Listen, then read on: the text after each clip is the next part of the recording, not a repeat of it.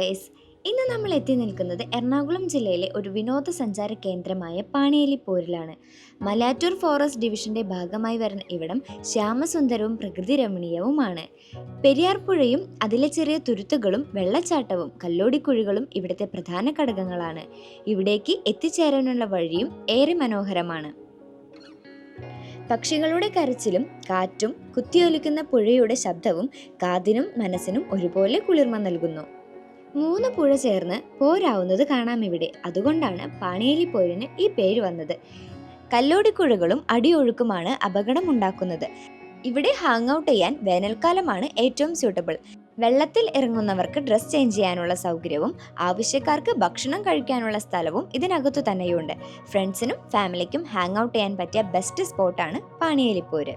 കുഞ്ഞു കുട്ടികൾ ഉൾപ്പെടെ മുതിർന്നവർക്കും സ്ത്രീകൾക്കും പുഴയിൽ ഇറങ്ങാനും കുളിക്കാനും ഒരുപാട് സ്പോട്ടുകളുണ്ട്. ഗൈഡ് പറയുന്നത് പോലെ നോക്കിയില്ലെങ്കിൽ അപകട സാധ്യതയും കൂടുതലാണ്.